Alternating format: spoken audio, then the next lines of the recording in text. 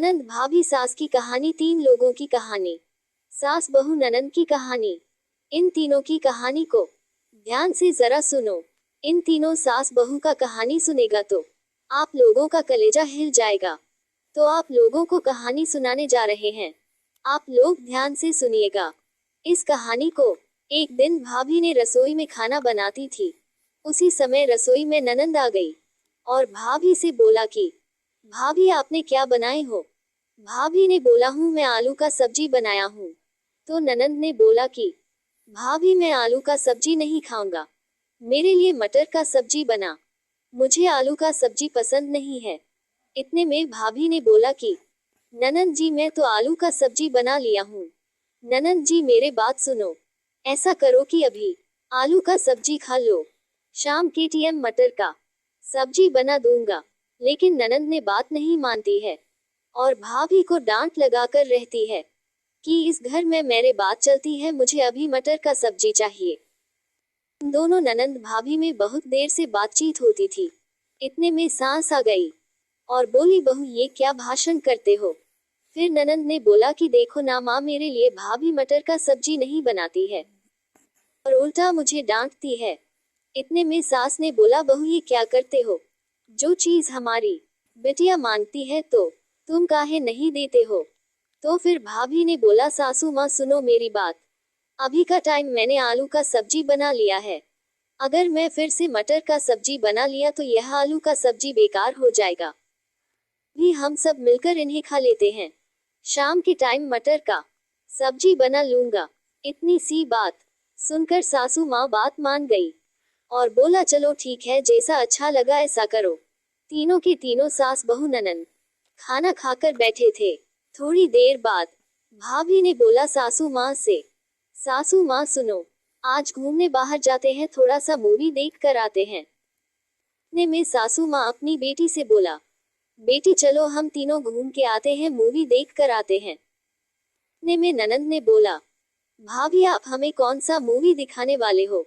फिर भाभी ने बोला ननंद से, ननंद जी वह नया फिल्म आई है जो परिवार की जैसी है, उस मूवी को देखकर हम लोगों को बहुत अच्छा लगेगा। फिर ननंद ने बोला भाभी मैं वह मूवी देख लिया हूँ, मैं वहां नहीं जाऊंगा और दूसरा है तो चलो। फिर भाभी ने बोला सासू माँ ननंद जी तो देखा हुआ है, ननंद नहीं जाएंगे, हम दोनों चलते हैं। फिर सासू माँ ने बोला अगर हमारी बिटिया नहीं जाएगी तो हम भी नहीं जाएंगे, तुम भी नहीं जाओगे, चुपचाप घर में बैठे रहो और शाम की खाना बनाने की इंतजाम करो और खाने में मटर का सब्जी बनाना ना भूलना। शाम के टाइम के लिए खाना बना लिया है और खाना खाने के बाद तीनों सो जाते हैं। फिर सुबह खाना खाने के बाद बैठे हुए हैं। फिर भाभी ने बोला आज नई मूवी आई है, चलो देखते हैं।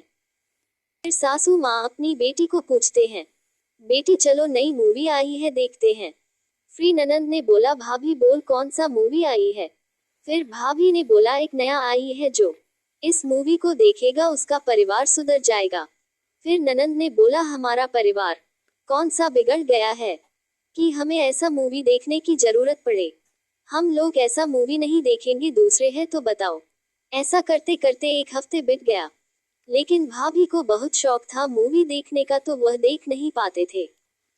तो अब उसने सोचा कि मैं क्या करूं, कैसे मूवी देखूं। तो फिर उसने सोचा कि मैं थोड़ा सा बाहर जाऊंगा और 3-4 घंटे के बाद आऊंगा, इतने में मूवी पूरा हो जाएगा।